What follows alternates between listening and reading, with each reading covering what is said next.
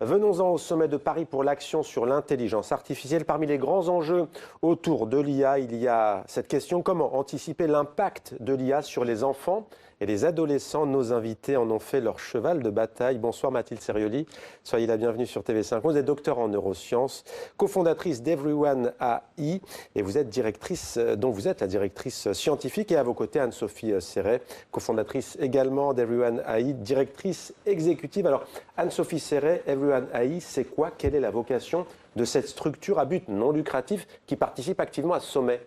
Oui, alors notre mission est d'anticiper et éduquer sur les risques et les opportunités de l'intelligence artificielle pour les enfants, les adolescents et les jeunes adultes. Donc notre cible, c'est vraiment les 0-25 ans, jusqu'à ce que leur cerveau soit complètement développé.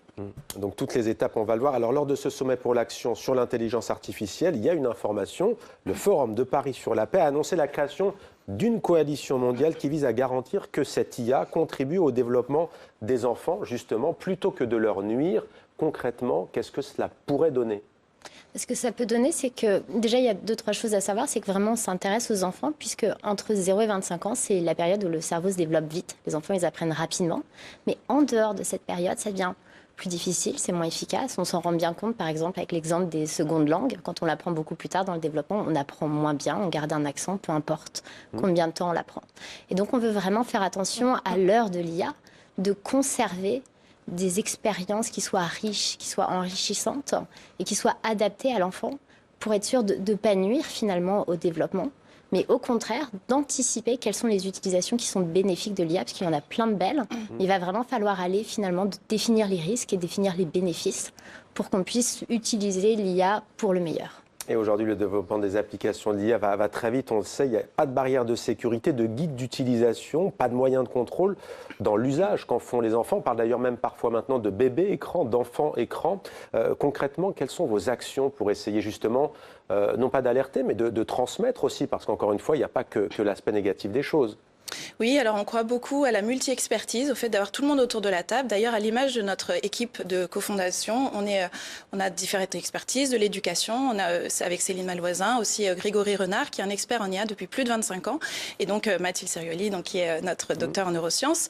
Et en fait, on a vraiment cette approche où on met tous les experts autour de la table pour que l'IA soit bénéfique pour les enfants et limiter un maximum des risques. C'est pourquoi on a lancé cette coalition internationale lors du sommet, en co-leading avec le Forum de Paris pour la paix, l'excellente équipe du Forum de Paris pour la paix, avec qui on est très content de pouvoir travailler. Mais en quoi cette IA peut-elle être bénéfique justement aux plus jeunes d'entre nous, aux enfants, aux adolescents? Je précise que vous êtes basé, je ne l'ai pas encore dit, aux États-Unis, donc on imagine que vous avez peut-être, vous là-bas, un terrain d'avance dans les pratiques, dans le regard, dans vos observations.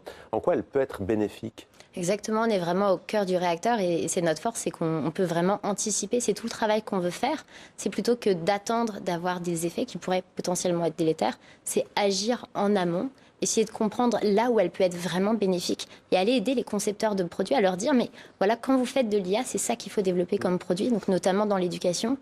Oui, on parle de personnalisation dans l'éducation grâce à l'IA et on va vraiment pouvoir faire des belles choses. Mais ça ressemble à quoi une bonne app? Comment on personnalise correctement? Comment on adapte à l'enfant?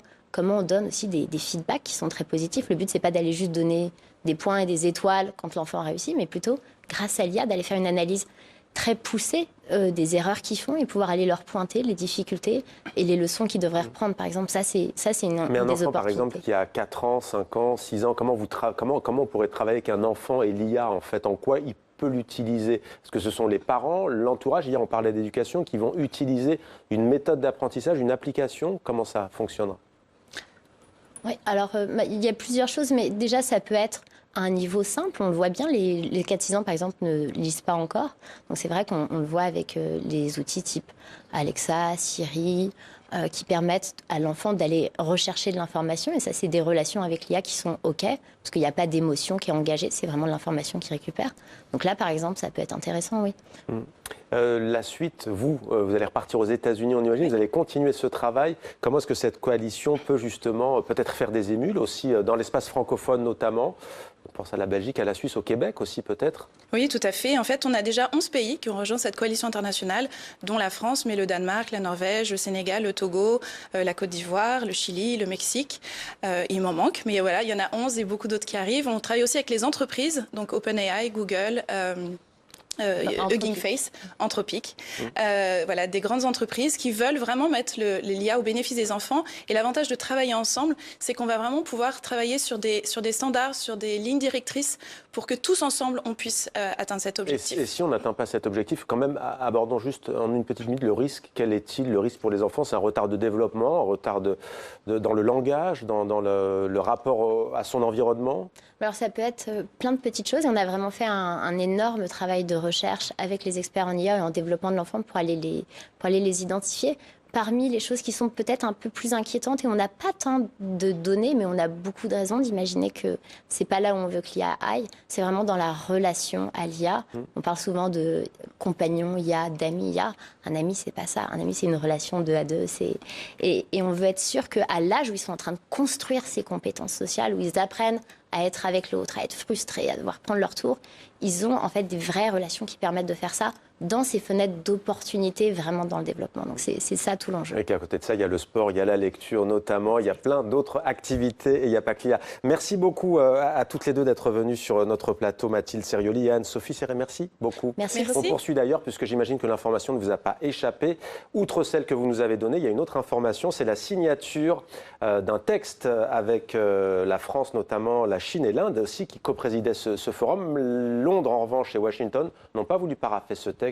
Les précisions de Florent Krebseg.